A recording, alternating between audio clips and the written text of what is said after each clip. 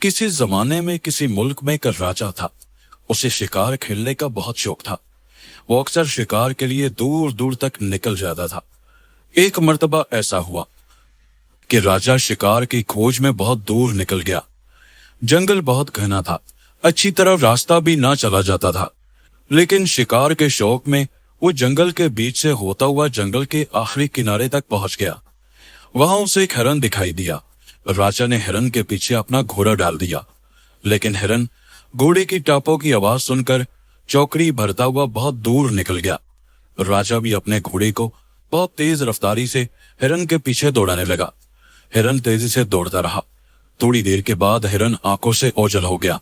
राजा ने बहुत कोशिश की, मगर हिरन का कहीं नामो निशान न मिला। राजा बहुत थक गया था। गर्मी का मौसम था। दोपहर का वक्त, धूप अपने पूरे शबाब पर थी। धूप की तरफ देखने से मालूम होता था गोया शोले से निकल रहे हैं। राजा का प्यास के मारे बुरा हाल था। उसने चारों तरफ नजर दौड़ाई, कहीं पानी का नामो निशान न था। राजा एक दरख्त के नीचे खड़ा हो गया और चारों तरफ नजर दौड़ाने लगा। दूर दूर तक कोई आबादी भी नजर न पड़ रही थी। पानी की तलाश में कुछ दूर चलने के बाद थोड़े से फासले पर उसे एक बागीचा नजर आया। राजा ने घोड़े को उसी तरफ बढ़ा दिया। कुछ ही देर में वो बाग के पास पहुंच गया। ये एक अनार का छोटा सा बाग था। पानी की तलाश में राजा घोड़े से नीचे उतर पड़ा। उसने देखा कि बाग के करीब ही एक छोटी सी झोपड़ी है। वहां पहुंचने पर राजा ने आवाज दी। कुछ इंतजार के बाद एक बूढ़ी औरत उस झोपड़ी से बाहर आई। ये बाग उसी बूढ़ी औरत का था। उसका शौहर इंतकाल कर चुका था और उसके कोई औलाद भी न थी। ये छोटा सा बाग उसकी गुजर बसर का जरिया था और बाग की मशगूलियत तन्हाई का सहारा थी। उसने राजा को देखा मगर पहचान न सकी। राजा ने उस औरत से कहा, मुझे बहुत जोरों की प्यास लगी है, पानी पीना चाहता हूँ। बूढ़ी औरत ने राजा से एक तरफ पड़ी चारपाई पर बैठने का इशारा किया और खुद बाग में चली गई। थोड़ी देर बाद बुढ़िया एक अनार तोड़ कर लाई और उसे एक गिलास में निचोड़ कर राजा के सामने पेश किया। राजा ने उसे पिया और दोबारा पीने की ख्वाहिश जाहिर की, क्योंकि उसे अनार का शरबत बहुत मजे का लगा। बुढ़िया दोबारा बाग में गई और थोड़ी देर बाद एक अनार लेकर वापस हुई। उसके दानों को निचोड़ा, मगर ये क्या? उसने हैरत से कहा, इसमें से इतना कम अर्क क्यों निकला?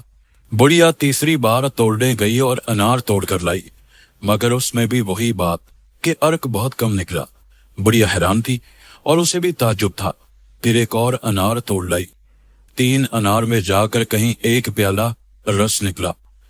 राजा ने उसे पीकर अपनी प्यास बुझाई और बुढ़िया से पूछने लगा कि तुम पहली बार अनार तोड़कर लाई तो एक ही अनार में अर्क से प्याला भर गया, लेकिन दोबारा तुमने 3 अनार निचोड़े, तब कहीं जाकर प्याला अर्क से भरा, जबकि अनार उतने ही बड़े थे जितना बड़ा अनार तुम पहले लाई थी।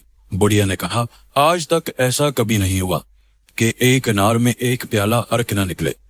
मालूम होता है कि जब मैं पहली बार अनार तोड़ कर लाई थी, उस वक्त हमारे बादशाह की नीयत बहुत दुरुस्त थी, इसलिए उसमें बरकत थी, और जब दोबारा और तीसरी बार अनार तोड़ कर लाई, उस वक्त हमारे बादशाह की नीयत दुरुस्त न थी, इसीलिए 3 अनारों के अर्क से एक प्याला भरा।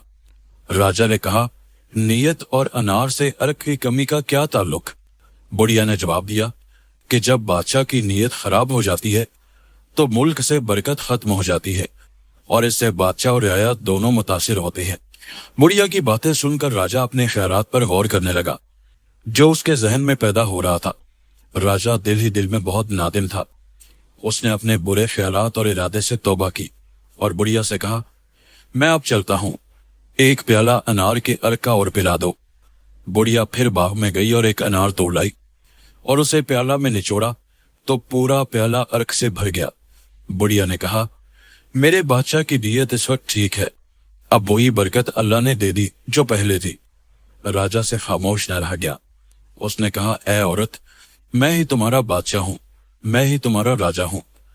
दरअसल तुम्हारे बाग के मुतल्लिक मेरी नीयत खराब हो चुकी थी और तुम्हारे अनारों की खूबियों ने मेरे दिल में वसवसा डाल दिया था, क्योंकि मेरे यहाँ भी बाग में अनार के दरख्त है, मगर वो न इतने शीरी हैं और ना ही इतने अर्क देने वाले हैं और ना इतने खूबसूरत हैं।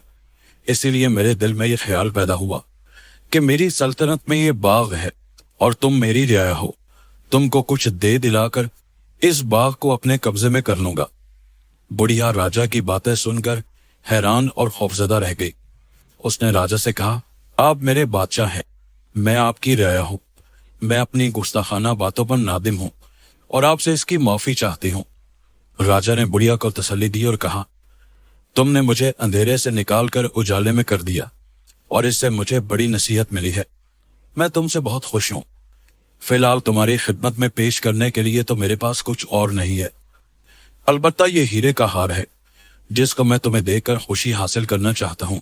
بڑھیا نے کانپتے ہوئے ہاتھوں سے بادشاہ کے حکم کی تعمیل کی اور ہار لے کر آنکھوں سے لگا لیا۔ اس کے بعد بادشاہ کو دعائیں دینے لگی۔ بادشاہ نے بڑھیا سے رخصت لیتے ہوئے کہا، تمہیں جب بھی کسی مشکل کا سامنا ہو تو فوراً میرے پاس چلی آنا، میں تمہاری ہر مشکل دور کرنے کی کوشش کروں گا۔ بادشاہ جا رہا تھا اور بڑھیا کی آنکھوں سے آنسو جاری تھے۔ جب تک بادشاہ اس کی آنکھوں سے اوجھل نہ ہو گیا، وہ برابر اسی کی طرف دیکھتی رہی۔ اس کہانی سے ہمیں یہ سبق ملتا ہے کہ جس طرح بادشاہ کی نیت کی خرابی سے اس کے ملک سے برکت ختم ہو جاتی ہے، اسی طرح بھی کسی انسان کی جب نیت خراب ہو جاتی ہے تو اس کا بھی نقصان ہوتا ہے اور ساتھ ہی اوروں کا بھی۔ اس لیے اپنی محنت سے جو کچھ بھی کمائے اسی پر خدا کا شکر ادا کرنا چاہیے۔ اگر ایسا کرے گا تو اس کا دل غنی رہے گا اور دوسرے کی چیزوں پر لالچ یا غلط خواہش پیدا نہ ہوگی۔